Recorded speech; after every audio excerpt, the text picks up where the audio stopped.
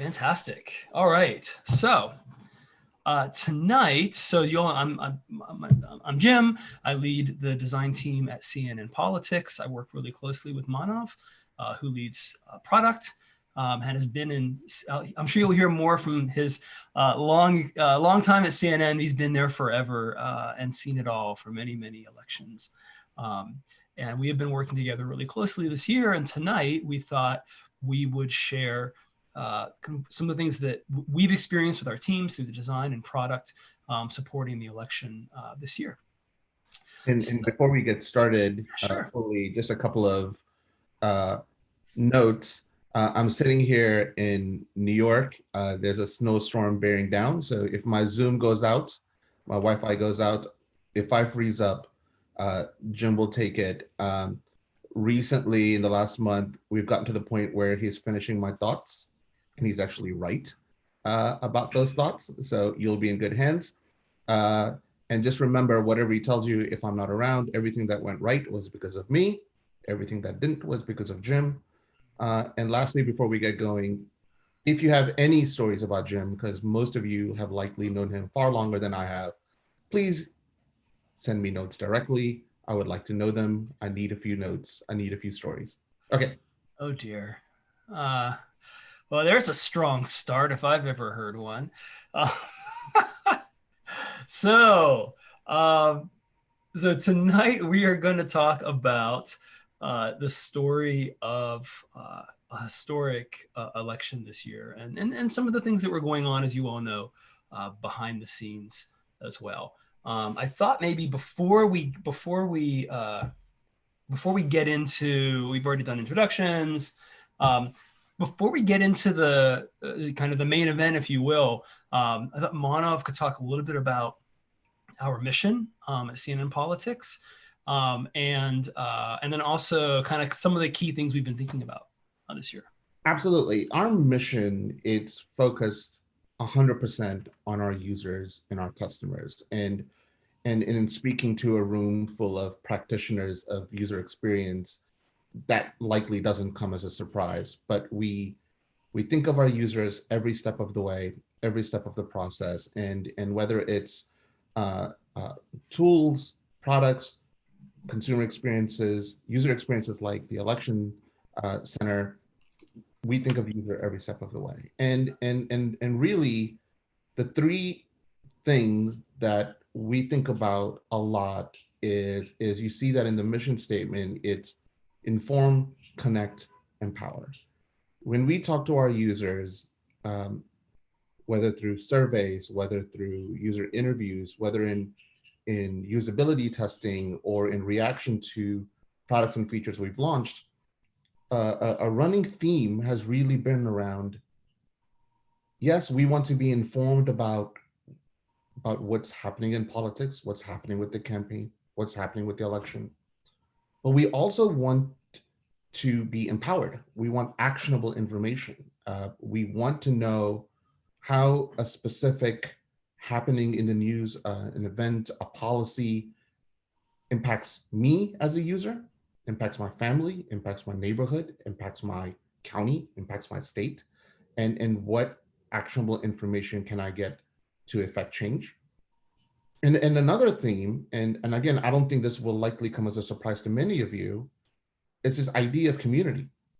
Users have frequently informed us in those user surveys and that users want their voices to be heard. They want to be connected to other users. They want to be connected to CNN experts. You feel like there's a real sense that users want a community in the world of politics, where they want safe spaces to talk about politics and policy. So those three things have really become a core part of our mission. It's to not just inform users of what's happening, but how can we help them connect themselves to each other, connect them to CNN expertise, but also to empower them to act on what's happening in the news. Yeah. And that mission is we go after it with some core principles.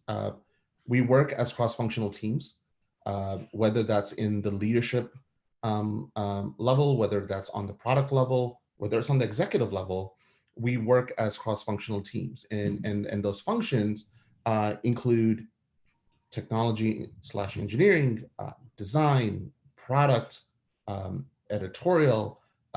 It includes colleagues from sales or SEO or other parts of the revenue world. We come together and we really make decisions collectively. And that way, not only is there transparency across teams, but we all take part in every step of the process. There's not this sort of, product's going to figure out what we need to build, and then design will sort of do the mock-up, and then engineering will go build it. Our goal is that everyone is a part of every step of the process, so that it feels holistic. As I just said before, one of the core principles of everything we built to help cover the 2020 election was, how do we connect users with CNN expertise, especially, and Jim will walk us through this, is especially when it's a campaign and an election that is being held during a pandemic, a once in 100-year event.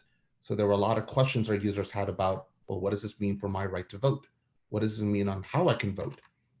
What does this mean about, will my vote be counted? When will elections be held? As we walk you through our experiences here, I think you will see that come up over and over. So we really wanted to connect our users with expertise to help provide a lot of transparency around how all this was coming together. Another principle this year for us was a focus on really explaining how the electoral process works. Again, we heard this from our users in various interviews and surveys, that while the process might seem fairly straightforward to those of us who've covered it or participate in it in a very intimate way, for many voters out there and Americans out there, or anyone that's interested in the process, it is a fairly arcane and complicated process. Not everybody understands the role of the Electoral College. Not everyone understands why the Senate works the way it does. So we're really focused on, how do we make this really easy to understand and demystify the process a good bit. And finally, again, as we walk you through this, you will detect that there's a theme around data visualization. It is a linchpin of the way we cover politics, and specifically the way we cover elections. Data is fundamental to it, and we embraced it. And again, we tried to find a way to make it simple and demystified for our users.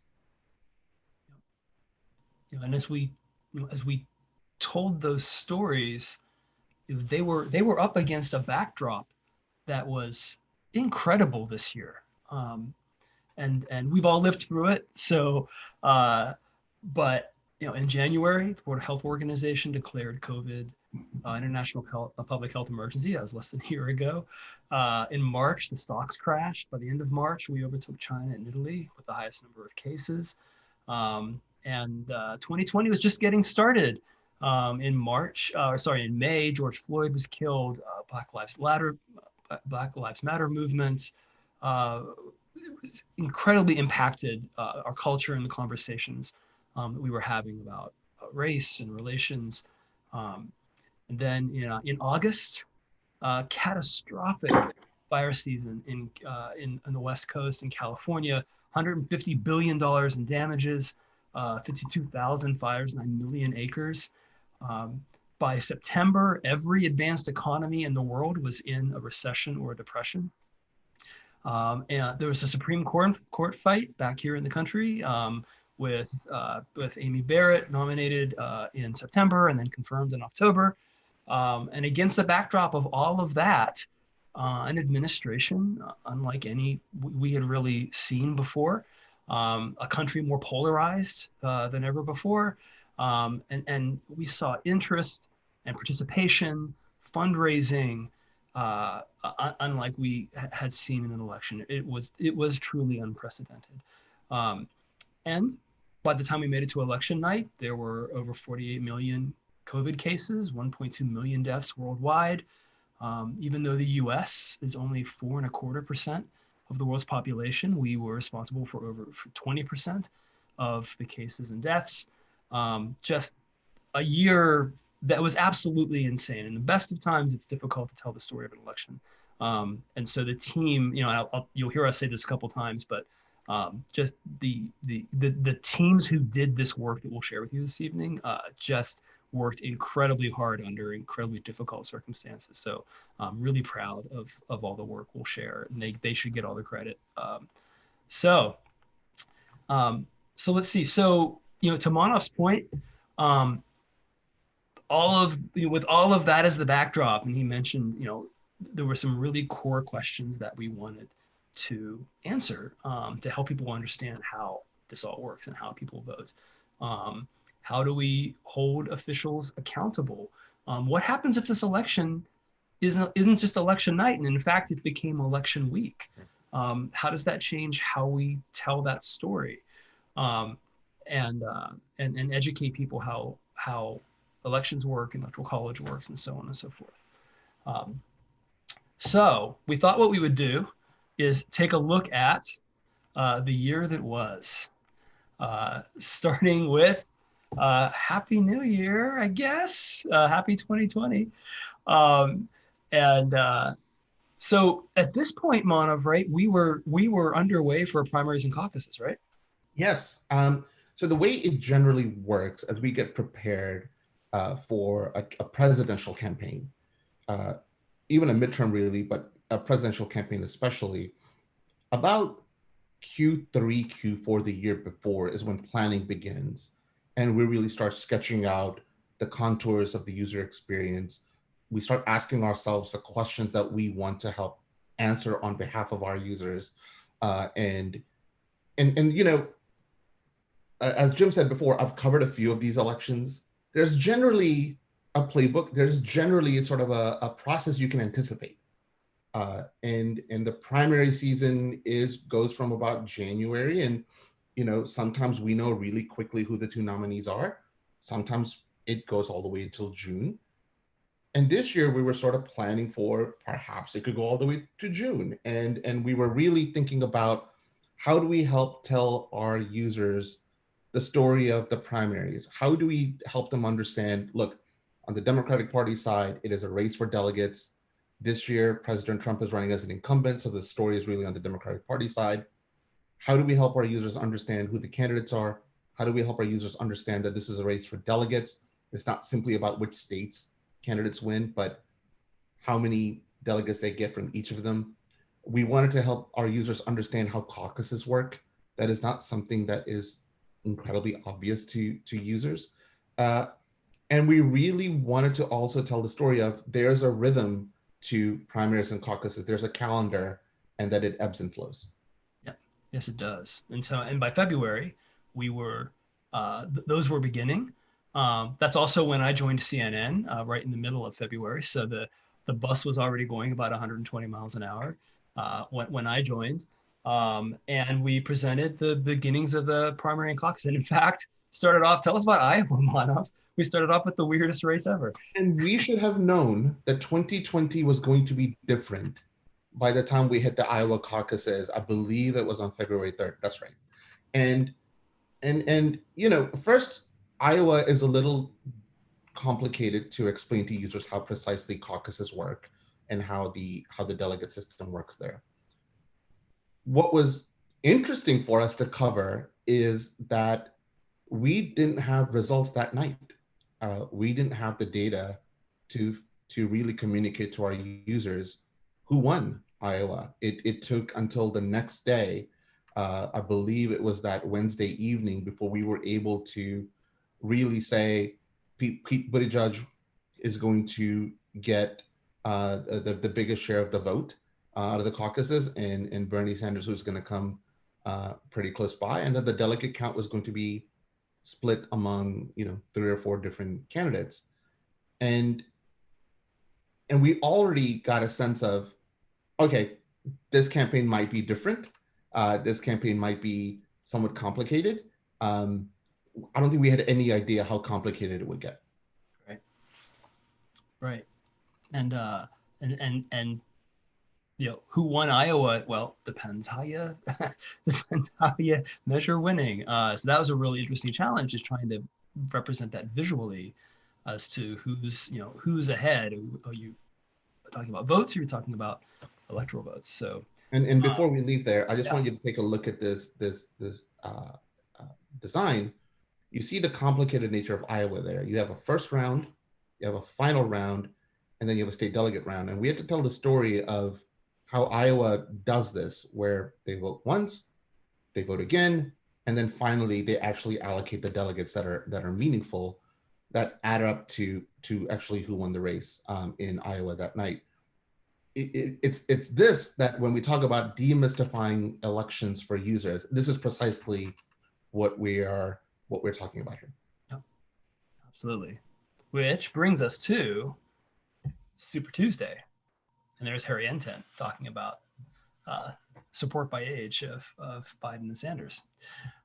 So Super Tuesday, what's Super Tuesday, Mona? And Super Tuesday, there are several inflection points that you think about in the course of a presidential campaign. You have Iowa, it's really a big moment. Right after that, you have New Hampshire, it's a big moment.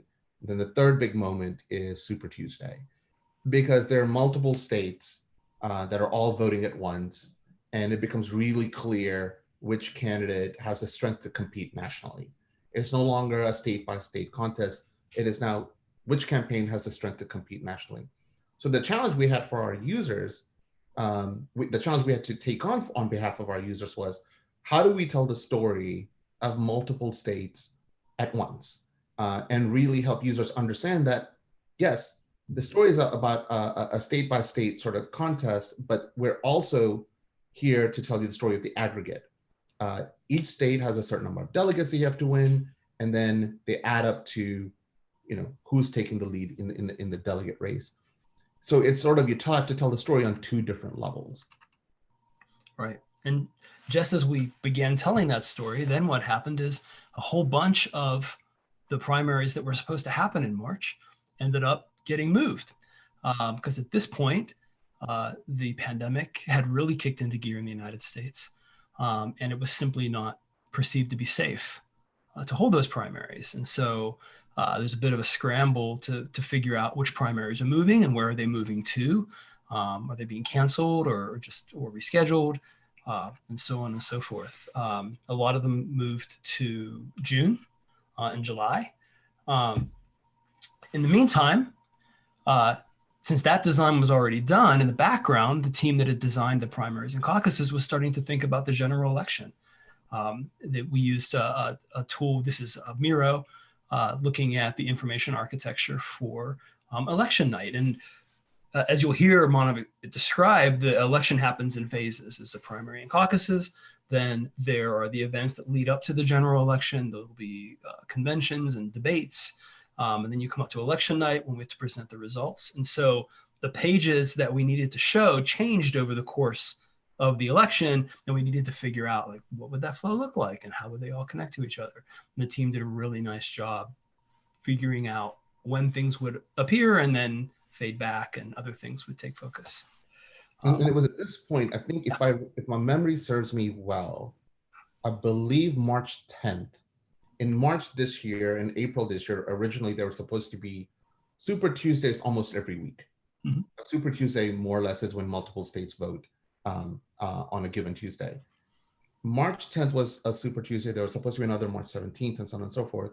I believe March 10th was the last one that I worked in the New York bureau and office here. Overnight, we went from a team that worked together in conference rooms and cubicles together to working remotely. It was almost an overnight shift. And so not only were we working on figuring out now the scramble of the primary and caucuses season, which ones are moving to May and June and July, which ones do we still need to cover? How do we provide coverage for those? How do we account for anything that may be changing on the campaign trail? Candidates drop out, things change. At the same time, we have to begin planning for the general election, which is a far different story, because we now have to think about, how do we tell the story of the Senate? How do we tell the story of the House, gubernatorial races that may be going on, ballot measures? How do we tell the story of the presidential race in 50 states at once? It is an enormous task. So the team was balancing both at the same time while getting used to working remotely without much warning. Right. And tools like this helped a lot because we normally would all be standing in front of a wall together looking at these things. So tools like Miro is a big help because we can have a virtual wall that we can use to look at things. April came along and then we really hit, right? Unemployment skyrocketed in April. The stocks had crashed in March. So the financial markets were really feeling the impact of the pandemic. Let's see. By May, George Floyd had been killed. Black Lives Matter movement. There were civil unrest in the country. This was the conversation for the backdrop of an election that was a bit in flux. Primaries had been moved into the summer. Nobody was really sure how this was all going to work. And Manav, do you remember, when did we start having the conversation around how is this going to affect the general, and is it going to be an extended election? It seems like it was summer when we started having that. I think it was around the summer. Or at least May, if you define summer as beginning in May, I guess it's the summer. But it was late April, May. I think we all felt, and I'm curious about what this room would say, but I think that's when we all, I think, realized the pandemic is going to go on for a while. Yeah. This is not something, there is no panacea out there. This is going to go on for a while. This is going to have a tremendous impact on everything that is going to occur in the fall and the winter. And the vaccine is, I'm glad that it's here now, but back then I remember it being, we may not get a vaccine until the spring of, or the summer of 2021. And that's when I think we all realized, wait, this may really impact how the election in November will happen. And this may impact how the conventions are held. This may impact how the debates are held. And we also noticed then that we were getting a lot of questions from our users. Wait, what does it all mean? Where do I need to register? How does this work? How do absentee ballots work? How do mail-in ballots work? Yeah, absolutely. And when I started, back in February, when I started at CNN, I got to spend a week in Atlanta, which is where CNN's home base is. And up on the walls, like you'll see, like designers have all the mock-ups on the walls and the sketches and the wireframes and things. And we couldn't do that. And so now, as we're thinking about how do we construct this election experience, we went back to Miro again, which is a really great collaborative tool, so that we could begin to mock up all of these pages and the experience that we're creating, so that Manav and I and others could walk those cross-functional stakeholders through the experience to say, well, this is where the ad placements are, and this is how someone comes in and where they go to next, and how each of these pages is connected to the next. So that tool ended up being really useful for us, which brings us into the summer. A lot of the primaries ended up happening in the summer months. They got moved to June, July. At this point, by the end of July, there were 17.6 million cases. And so we were kind of working away through the summer. Everybody was remote at this point. And meanwhile, the primary and caucuses continued and had been pushed into July. We can see where now at this point, these numbers are higher. You see these and how each month as these happened, we were getting some results. And then convention. So Manav, these were two very different conventions. Yep, and right before we get to the conventions, just one final note on the primaries and caucuses. Those primaries and caucuses that occurred in the summer, June, July, there were a couple of them that actually ended up using a lot of mail-in ballots and absentee ballot processes. And I think that's when we started learning, wait, this is how this might work in November. This is how this is going to work in November. And that's when we started realizing, wait, election day, typically we plan for election day. And I think that's when election week entered our lexicon, is around that time. I think we started realizing our traditional notions of, hey, elections are held on a Tuesday, and by sometime Wednesday, we will know who the president-elect is. This is when I think we started realizing that might not be the case this year. Right. Because we saw how the counting was going in some of these primaries. Right. In the conventions, we were wondering as well how the conventions would take place in the middle of a pandemic. It ranged from, well, maybe they'll just continue the way they always do, to maybe they won't happen at all. And as we got closer to the scheduled conventions, we realized that they were the two parties were going to organize these virtually in many ways, and so we had to create a way for our users to be able to experience that.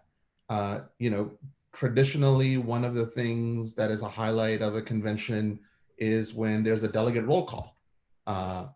And traditionally, we create some visuals to help track that. The great state of Vermont and Delaware cast their ballots, in favor of Joseph Biden, and so on and so forth. Those kinds of signature moments this year were done virtually, so we had to compensate for that and plan for it. So it was another indicator to us that the traditional playbooks we may have had to cover conventions, debates, elections, we were going to have to chuck them out the window and come up with something new. Yeah.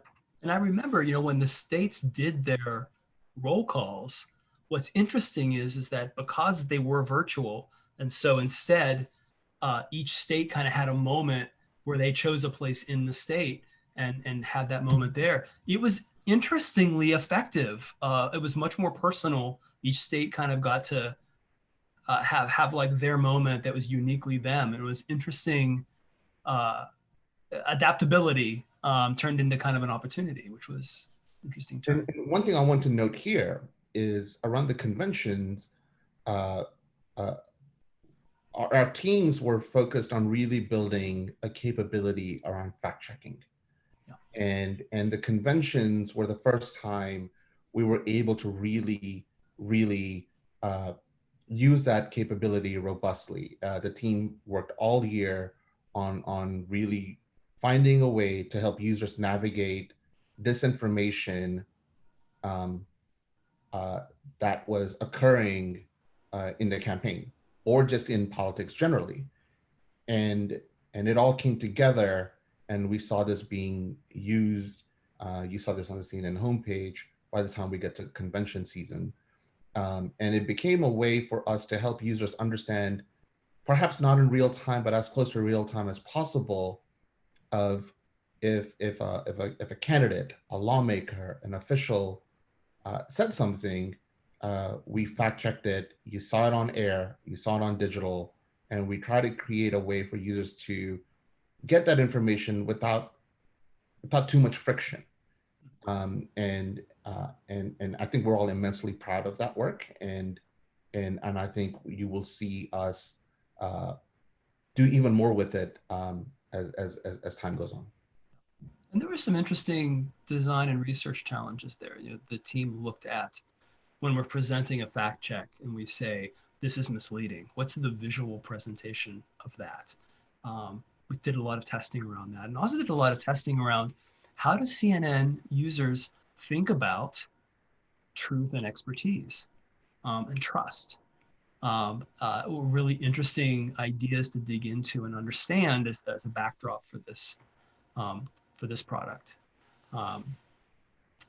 Which brings us to, this debate.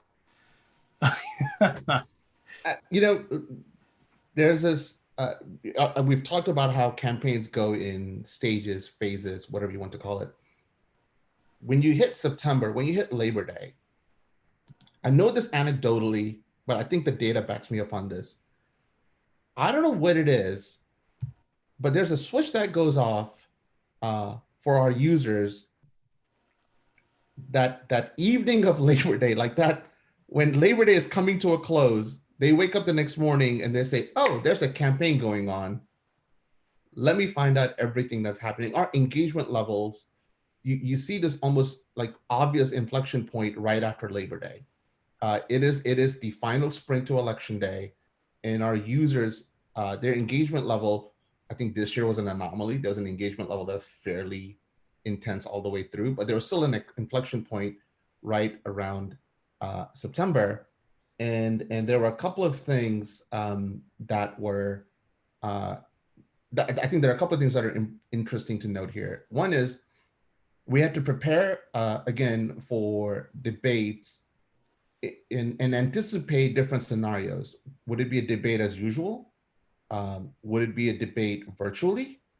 Would the debates not happen at all? And how do we perform the roles we've traditionally occupied of fact-checking debates? We just spoke about the fact-checking capability. How do we leverage that and help our users understand things in real time?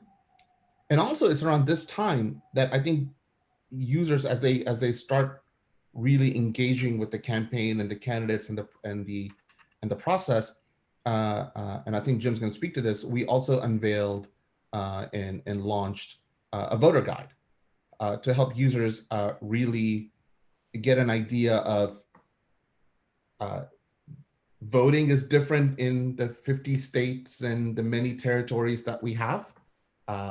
There are many different types of voting. Each state has, a myriad different things you have to fulfill. Some need a photo ID, some don't. Some allow early voting, some don't. Some allow mailing voting, some don't.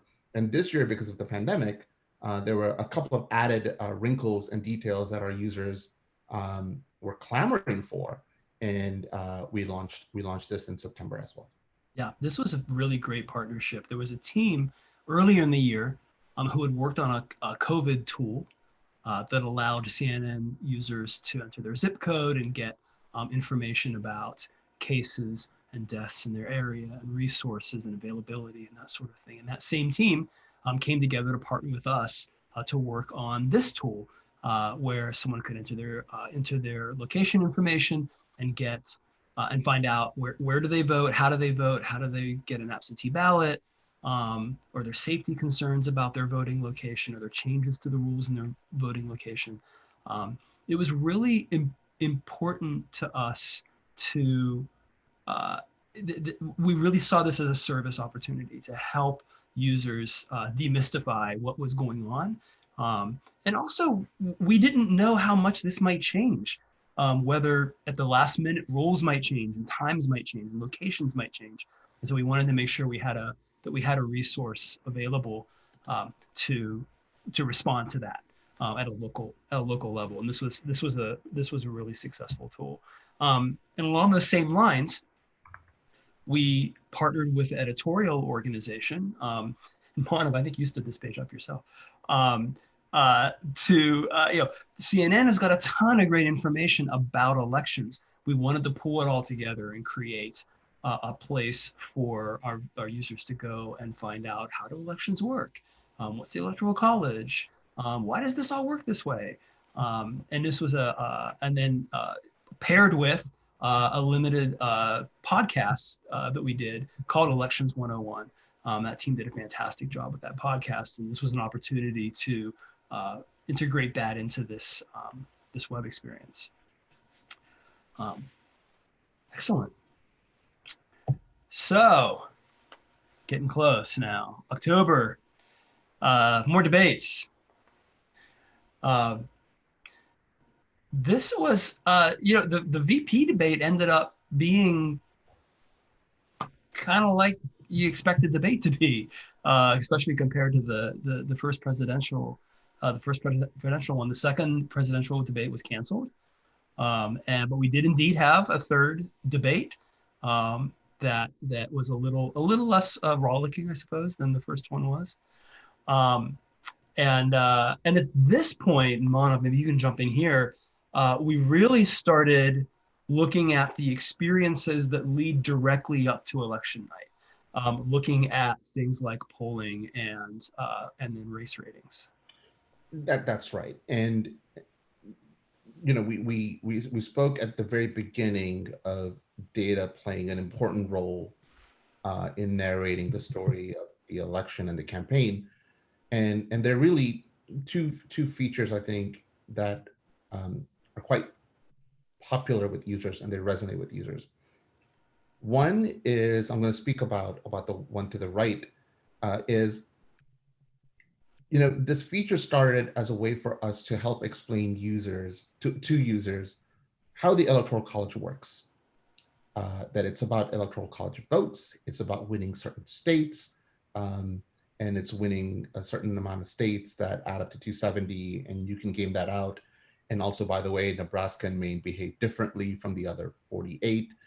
And we added an element to this where users could gamify it. Users could select the different paths of, well, what if now President-elect Biden won back the states that Democrats had traditionally won in the Rust Belt? Or what if President Trump won those again? What would happen if the Sun Belt, where populations and demographics are changing quite quickly, what if Democrats win Arizona, for example? This feature enabled users to game those things out. We gave them some starting points of results from past elections. CNN also creates its own set of ratings of which way these states are tilting, whether they are leaning toward Democrats or Republicans or their true battlegrounds.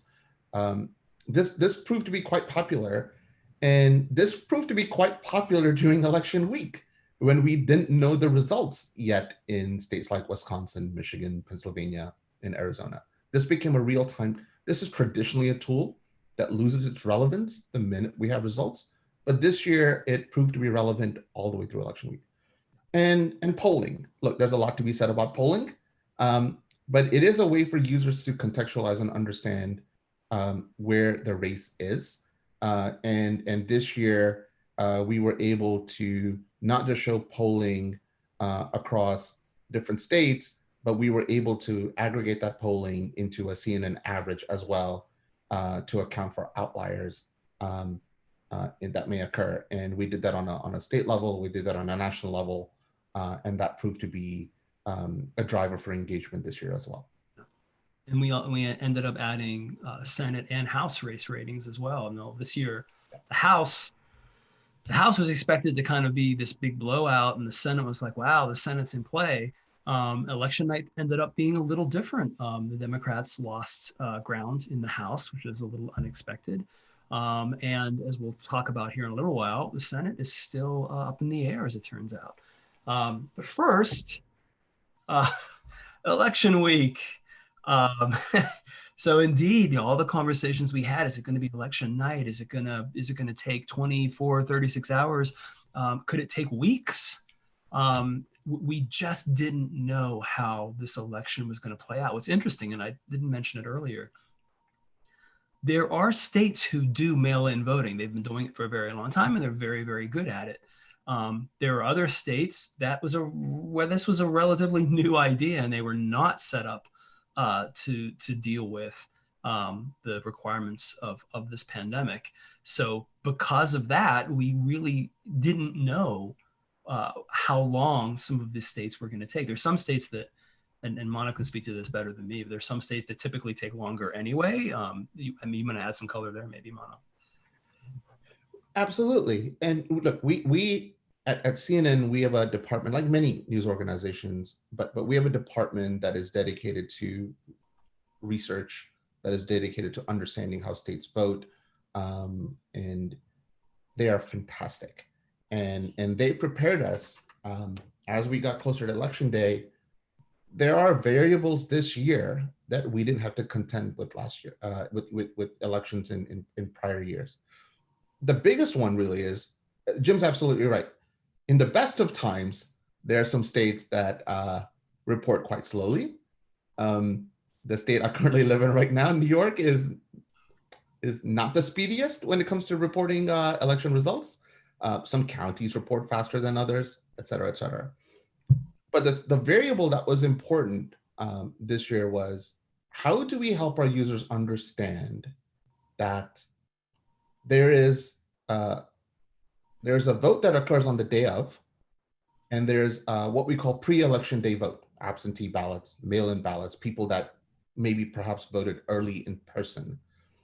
And we really started to understand, again, because of the effects of the pandemic, that the states were counting these votes in different ways.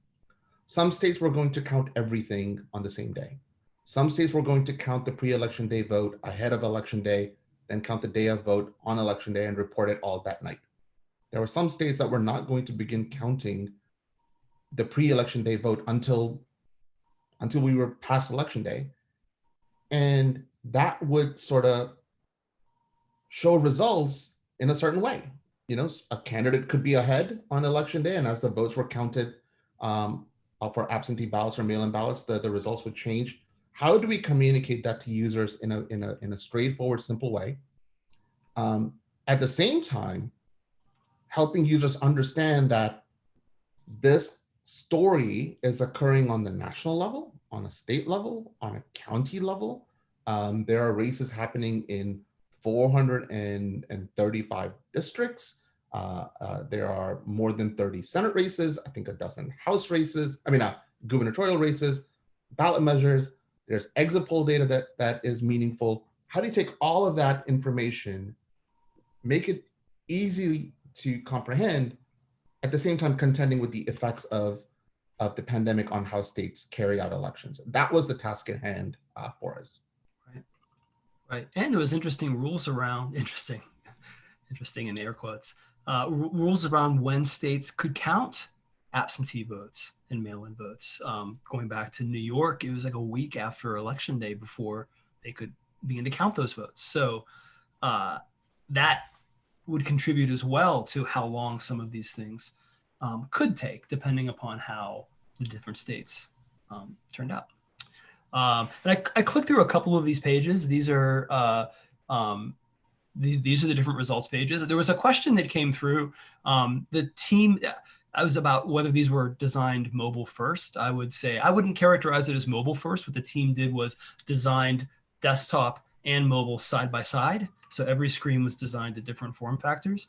There were certain things that had to work. What they did was an amazing job of making all of these maps so that you can filter and zoom into a state and zoom into counties, all worked on tablets, phones, as well as desktop. The team just worked incredibly hard to be able to, as close as possible, really replicate what you saw John King do on the Magic Wall on television, that you could do on your phone as you zoomed in and out of these maps, which was some really impressive design, particularly development work that the team did.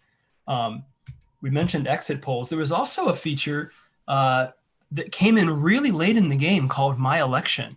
The idea being that we wanted to have a way for users to indicate these are races that I care about, whether they're presidential or Senate or House, governor. These are races that are important to me, so that on election night, as data began to come in, and especially if the election was protracted, there was an easy way to keep track of those races that were important. And you'll see on the right, if you weren't sure which races maybe you should pay attention to, we had fantastic collaboration with the talent on air, with Abby and with Wolf and with John King and others, who provided their picks, if you will, for the races that they thought would be really important to follow. So you could, with one click, say, show me John King's picks, and just add those to the races that you were following. And this was an immensely popular and successful feature. And this was in direct response when we spoke earlier about keeping this users at the center of everything we do. when we spoke to users and the problems we could solve on their behalf, an emerging theme was around convenience and relevance. Make it easy for me and give me things that I find interesting. And this feature that the team built was in direct response to those problems we've heard from our users. Absolutely. Let's see, because I want to get through. I want to make sure we have enough time for questions. There was a lot of, one thing I'll mention is there was a lot of work on componentization. So all of these maps and what we call the balance of power, where we say this is the two candidates or the two parties and how many total votes they have. This element you see here at the top above the photo. All of those were componentized so that they could appear. This is a dynamic live event. This is the CNN homepage. We wanted to be able to make as much of the experience as portable as possible to help the editorial team tell the story that they needed to tell using elements of the election experience wherever they needed to use them. And again, the team did a really nice job making these all responsive and portable and so on. And that's sort of, it hews to our philosophy of go to where the users are. Right.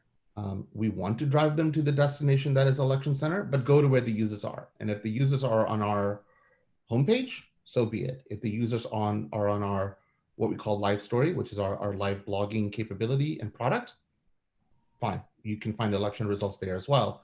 And that is sort of one of the principles of the way we think about things as well. Yeah, absolutely. Just to kind of finish off the year, that brings us to December. You might have heard us talk about Safe Harbor and the electors voting this week. Manav, this has been your last week or two. This has been my week. Look, this is my 5th presidential election. I think this is the first time where, when the actual electoral college votes, that we created features to track it, and there was immense user interest in it. This Monday, if you were watching on air, and you came to us on our digital platforms, you saw us tracking how electors in each of the states cast their votes. This rather fantastic process of our democracy. It is fantastic to witness and see happen. Whenever I hear of, Pennsylvania carries those ballots, like, I think, I might have this wrong, but in a box that dates back to like Ben Franklin or something, I get chills up my spine because I'm a wonk about these things. But it's fantastic to witness. But in my experience, at least, we never formally covered it to this degree. But there was interest this year, and we created this feature for it. Yeah, absolutely. And then, that brings us to where we are. An election that's been certified. Joe Biden flipped a number of states. Conversely, the Republicans took gains back in the House that were not expected. There were a lot of things that happened in the election, and as it turns out, the Senate is still up in the air. There are two runoff elections in January that, if the Democrats win both, they plus the tie-breaking vote of the vice president will control the Senate. If they lose either one, the Republicans will control the Senate. And either way, it is going to be a very, very narrow control either direction. So anybody hoping for less gridlock is probably going to be disappointed. But this also shows, from a design point of view, how we characterize the fact that you see down here in Georgia, there's a split in the state. There are 2 Senate races there. Both of those races went to runoff because Georgia has a special rule that if you don't get at least 50% of the vote, the race must go to runoff. And it turns out both did, because it's 2020. So inauguration. So the inauguration, how does it usually work? Well, we've all watched inauguration coverage on air. that's traditionally how it works. And in the mornings, there's a speech, and then there's a parade, and that there's a lunch, there's then the balls at night, and we cover that on air. We take those live streams for our digital users. Uh, I guess we're going to find out. I think the inauguration committee is putting their plans together, and I think over the Christmas break, and when we come back in early January, I think we'll learn more details about what the inauguration looks like this year, and then we'll get to work on how we want to cover it. But at the moment, there may be teams within our organization uh, that are communicating with those different committees about what the plans are. It has not yet reached my desk, at least, and I suspect that will be one of the first couple of conversations we have in early January. Right. And then in a year or so, we'll do it all again. So we learned a ton, and there's been some fantastic questions in chat. We're going to switch into Q&A mode here in a minute. But there have been some tremendous takeaways. We've first of all, I think, just learned about the pure dedication and flexibility and adversity of the teams who worked incredibly hard across the organization to make all of the stuff that we just looked at and talked about come true. And Manav, I know you worked with just a ton of teams. Yeah. And I think that was likely the biggest challenge to overcome this year, in addition to actually navigating a pandemic and everything else from this year, is when you go remote that quickly and that suddenly, how do you communicate and collaborate around a user experience as complex as this one? Yeah. And a user experience where things can change quite quickly. And there's a complexity to it. There's a complexity to telling a story from a county level to a national level across a different set of factors on a state-by-state level. Traditionally, you can get into a conference room and you can whiteboard it out over a week and figure it out. And this year, it was really about using tools, a lot of discussions like this one, and really empowering teams to figure some things out themselves. And it was interesting to see when we had election week, an election that went on for a week, where we had to do nearly 24/7 coverage of it all. I remember clearly, 4:30 in the morning, waiting for votes to arrive from a very specific county in Wisconsin. That all that we learned earlier in the year on how to navigate things virtually and remotely prepared us for election week occurring the way it did. And it's everything here.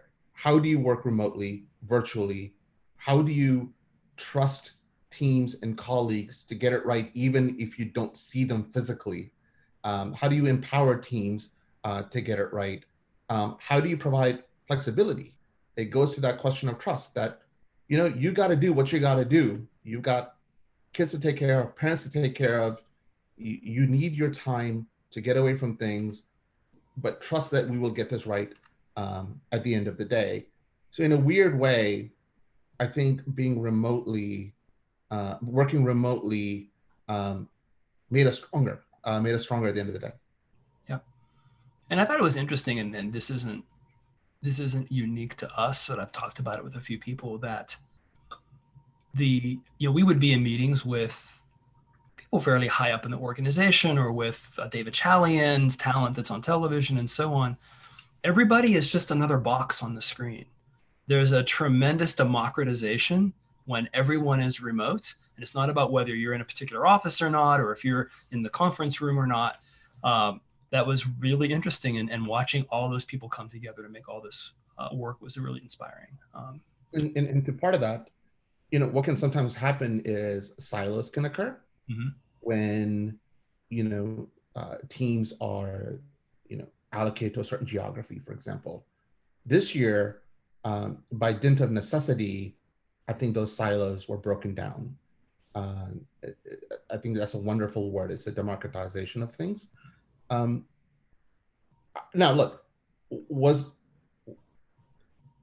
there are a few things worth covering, like an election, that it is unlike anything else, and I do wish we could have done that in person, despite it all. But yeah, there were many advantages that we discovered for working this way.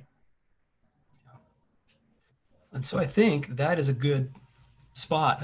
I've seen some fantastic questions in chat. Alex and Jody, how do we want to do this? Yeah, so I've been fielding the questions, and guys, thank you for sending them in, and they're really, really great questions. And Manav and Jim, just so you know, they're quite good, and I want to make sure we have the time to be able to address all of them. So maybe the way we can do it, and just for the audience to notice that, while I've counted roughly about 11. So I don't know how much time we'll be able to send to each one. Maybe we can do a more rapid fire type of response. I know you guys are really, really intentional and thoughtful in your responses and your presentation today. So thank you. Yep. So with that, I'll start with that. Just to let you know, it's about 10. Before we get into that, just a quick shout out too. I think there's a couple of team members from the politics design team and the product team that are also on the call today. Jess Rubenstein, Bill Knight, and Emily Riley. Welcome. Yep. And can we, hey, is everyone able to turn their video on? You don't have to, but we'd love to see, if you can, we'd love to see everybody's faces, and let's see how many questions we can get through. All right, well, first one comes from Carla Cristiano. Do you feel that a certain segment of the population is more likely to come to CNN, or does it represent a cross-section of the world? How do you ensure a variety of viewpoints are represented? Great question. You want to take that one, Manav? It is a great question, a fantastic question. I would say if we look at our data, it is global. That's for sure. I think if I'm understanding the question correctly, it's, you often hear about, Democrats go to MSNBC or CNN, Republicans go to Fox, and that as a result, there's a certain bias, or there's a confirmation bias that goes with it, or there are echo chambers. In my experience, when we think of users and when we create these experiences and the responses we do get a fairly healthy cross-section of users. And we build for a global user base, and we build for user bases, user segments across the board. If you look into the data, I haven't seen the most recent data. Perhaps we over-index into one group or another, possibly. But generally speaking, when we create things like election results or the Road to 270 interactive, my sense is that is going to a fairly global user base and is cutting across a multitude of segments. Thanks, Manav. This next question comes from Lynn Chow. You mentioned cross-functional teams. How did you work with your back-end teams? And so they had an idea of the type of data you would need to build for your presentations. What would you say was sufficient time to ensure they could figure out where to get the data to pass it to you? And what kind of back and forth did you have with them to shape the requirements? Yeah, that is a fantastic question. I'll take the first part, maybe some of the process stuff, and then Mona, maybe you can speak to some of the data. So our teams are, so we work in product teams, so product engineering, research, design, and then partnering. So there's the core team working on the election experience, and then partnering with all those cross-functional teams Manav talked about, research and audience development and ad sales and so on and so forth. So they are all at points come into the process, so they can provide their information and input and review and give us feedback and stuff. So engineering partner very, very closely. We have to, because there's such a strong technical component to making all of these visualizations and maps and charts and everything else work. So those teams work super closely together. They use Slack and Zeppelin for handoff from design to engineering and so on. The data is super interesting. We could spend a lot of time talking about the data, but like, Manav, you want to talk to that briefly? Sure. Good luck with that. I see how this is going. So Lynn, if I understand your question correctly, I think you're asking, and please correct me if I'm wrong. I just want to make sure I got the question right. It's how do you communicate with, this is the data we need to tell the story, and then the backend folks need to know that, and then go back and forth, vice versa, right? Did I understand that correctly? Good. So there are two scenarios to think about here. One is, do you know what data you need to tell the story? And then there are moments where you don't know what data you're going to get to tell the story, right? So most of the time we're lucky that we know what data it is we're going to get to tell the story, what data we need to tell the story. I'll give you an example. There are going to be 2 runoffs, like Jim said, in Georgia on January 5th for the Senate, right? We know we're going to get data on a state level for the 2 candidates in both races. We know we're going to get data on a county level. And we know we're going to get exit poll data for both races. We know that. And we know that, like, that's the data, that's the story. You need the story on the county level to who's going to find out who's going to win in the state. You need the story on the state level, the data on the state level to find out who won. So we know to expect that. We know precisely how to tell that story. So our backend engineers are part of the process. We say, look, we're going to get data on a county level for Georgia for these 2 races. It'll be 4 candidates, 2 on, for each race. And we're going to get an aggregate, like, sort of state roll up as well. So the backend engineers know how to create the backend for it. They know how to get the data, how to sort of customize it for us, and so on and so forth. Meanwhile, there, Jim is having a conversation of, hey, Manav, what story are we trying to tell on the front end? Hey, Jim, we got to tell the story on the county level. We got to tell the story on the national level. There are going to be 2 candidates, and there's going to be a check mark. We've got to be able to do this. So that's happening in parallel, but at the same time, it's happening together.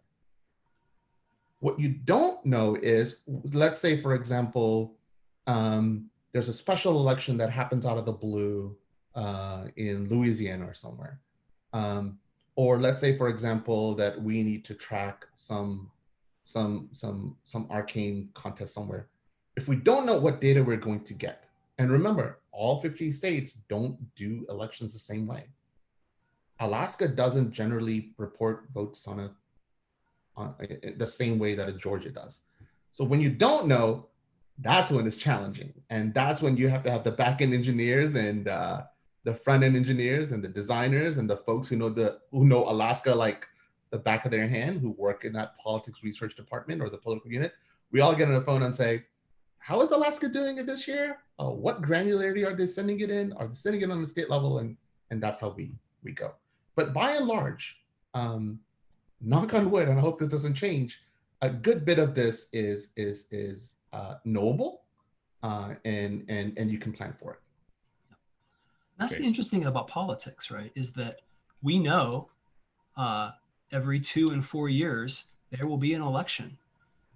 We unlike a lot of businesses where you don't really know what's going to happen 2 years, 3 years, 4 years from now, there is a cadence to this. And so there's also been a ton of work looking at how we design these things and how we tell these stories and where there are opportunities to make this easier the next time and iterate and make it better and optimize and so on and so forth. Which is it's a gift in a way of that predictability. What's the next question, Alex? This is actually a great follow-up question. This is from Jeannie Kim. It's related in some ways. Can you speak a little more about your relationship with the analytics team? Mm-hmm. What kind of data analytics do you receive from them, and in what form? What are the main sources in understanding the questions that the users are asking? Yeah. So analytics is kind of standard analytics tools like an Adobe or Google Analytics, that sort of thing. We partner really closely with them to instrument the interfaces, both at the typical like page and session level, but also when we looked at that My Election feature, like understanding how are people interacting with this feature. Are they successfully registering and using the feature? Which collections, which of those, like John King's picks, which of those collections are they picking? Which ones, are they interacting with those collections at all? So understanding, page level, feature level, and even within the features, interaction level of how people are using things. and using various tools for that. And I would mention there's a lot of overlap between how we interact really closely with the analytics team and also how we interact with the research team. So there's the instrumentation and measurement on the analytics side. There are surveys and interviews, usability testing. Jess Rubenstein's here on the call. She is on my team and partners really closely with the research organization. They've done tremendous work this year, helping us talk to users and understand how people think about our products and ways that we can make them better. That team has done a fantastic job. So and the only thing I would add there is we also have some real-time tools, tools like Chartbeat, that help our colleagues who are in charge of programming to help them measure what users are interacting with, what are they engaging with, what do they want more of as well. Right, because it is tremendous scale. So really understanding how many people are hitting where and measuring all that on the technical side as well. What's the next question? Next question from Carl Kaufman. Was there a mobile first approach to the design of these elements? Yeah, so like I said earlier, I would say I don't think I wouldn't call it mobile first. It was mobile parallel, if that's a thing. But all of these screens, Bill Knight's on the call, I see. Hey, Bill. Him and the team designed all of these experiences, both at desktop and mobile, side by side, so that we could make sure that that we could present the experiences with fidelity, and so that the development team understood how the experience should adapt in a mobile device. And the fact that someone could pick up their phone and have that same deep immersive zoom in, zoom out interactive experience on phones as well as desktop was a real testament to that team's work. They did a really fantastic job.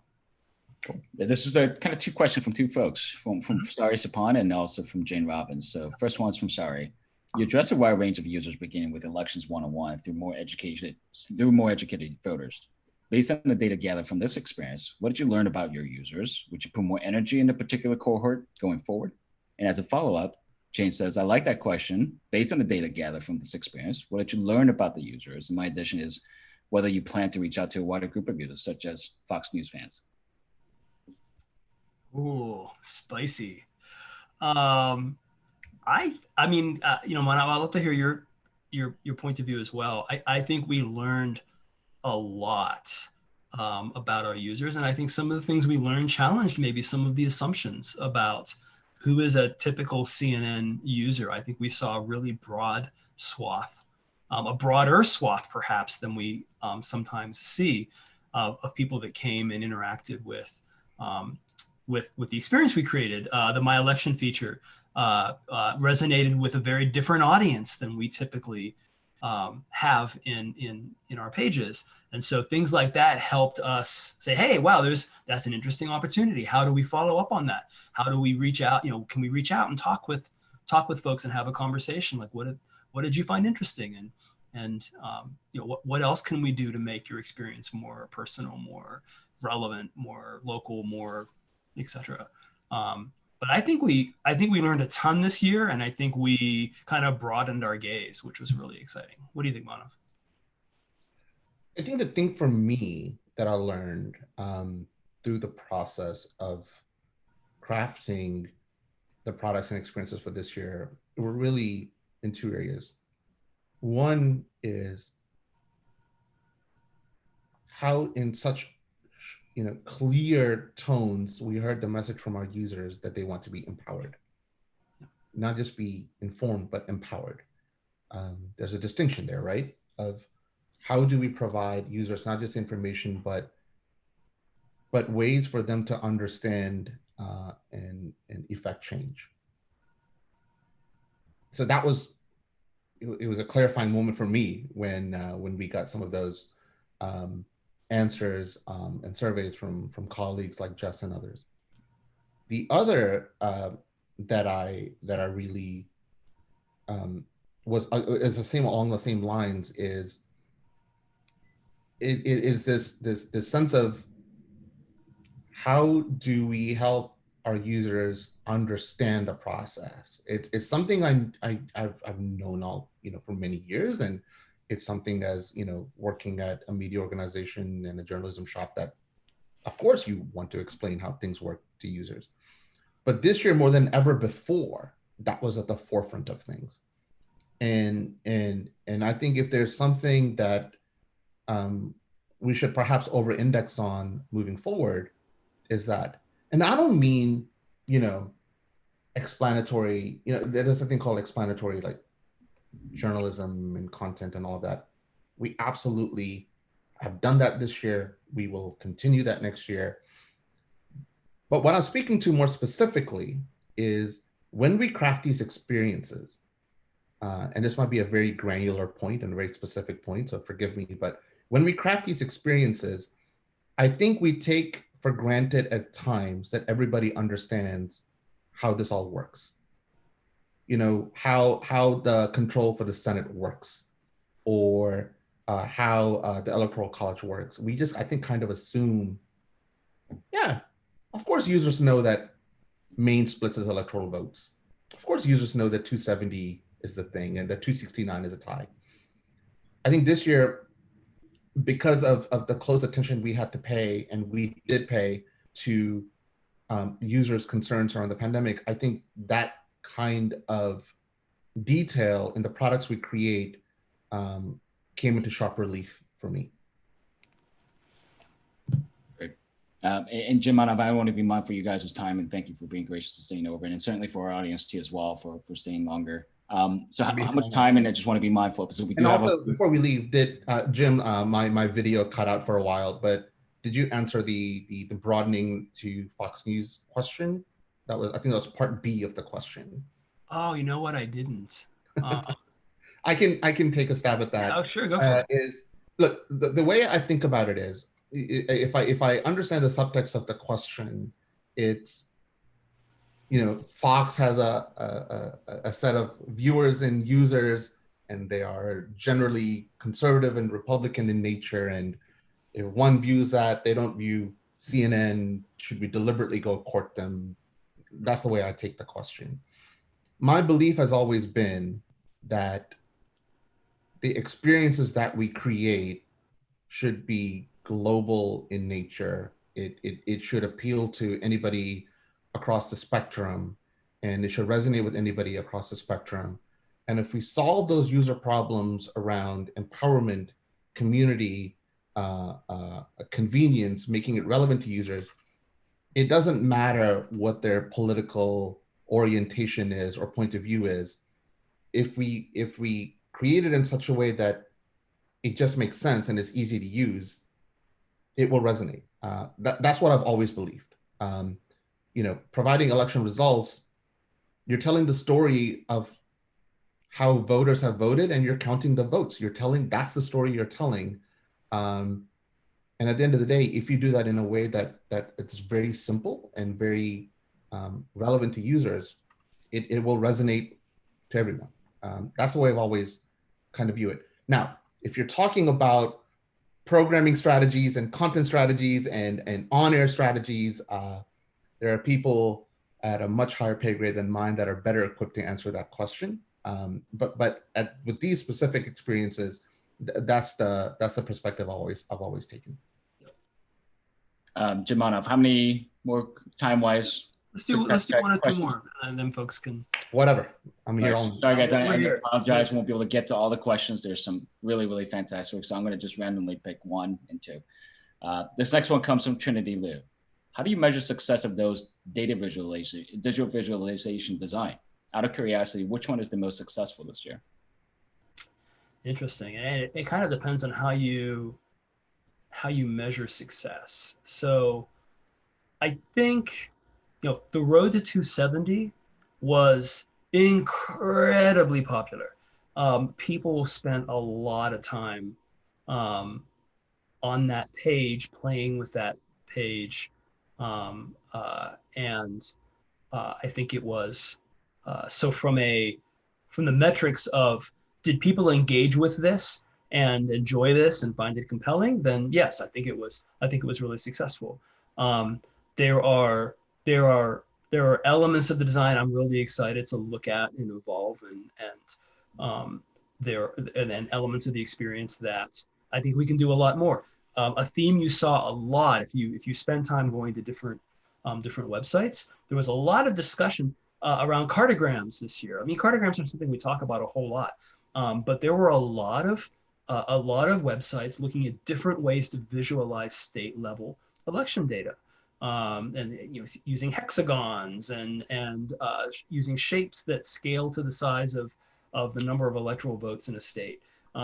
So there was a lot of really interesting work, and I think we did some good work, and I think others did some fantastic work. So I'm excited to explore new and interesting ways to visualize and help tell the story of elections. So, but a couple of things. I think the my election. I don't know if I would characterize the my election feature as a visualization, but it was it appeared to be incredibly popular with visitors too. My perspective on that question, which is a great one, is each of the, if you think of what we call it election center, the set of pages, modules, components. Within that election center, there were different components to it, aspects to it, pages to it, and each of them had a job to do. And for example, the map, the job to do was tell the story of the entire presidential race, tell the story of the entire Senate, House. It was a national view into it. And our hypothesis was that would be probably the features that users come into and maybe sit on as users' results are coming in, zoom out, maybe go to the home page and come back. Each of the state pages, the job to do there was, our users generally tell us that, they care about what's happening in their backyard. They care about what's happening nationally. They care about what's happening in their backyard. The role of the state pages was to tell the story of what's happening in your backyard. If you wanted to know your congressional district race, you go to those state pages and you could find out every single congressional district race in your state, exit poll data in your state, so on and so forth. So by that measure, our sense was that the features we created fulfilled their jobs. I don't think any of you would be shocked that, a robust set of our users sat on that presidential results page, especially as we didn't know what the heck was happening in Wisconsin and Michigan and Pennsylvania and Georgia and Arizona as the week went on, right? But that's the way we thought about those pages, that each of them had a job to do on behalf of the user. And the consumption patterns largely affirmed those hypotheses. Yep. All right, one last one. I'm going to pick one. There's so many good ones. So I'll do this one. How do you test with users? I think in general, just how do you test? I think you guys covered that a little bit, but it'd be interesting. It's like whether or not their politics affect their usage sessions or behavior or perception of the experience. Say that second part again. So how do we test, and what's the second part of the question? Yeah, it's like the exact question is how much do their politics affect the sessions, right? So I think that was more implied around the testing, likely on usability, whether or not we screen them, whether or not their political affiliations had any impact in terms of their session usage. Yep. So we do both facilitated and unfacilitated usability testing.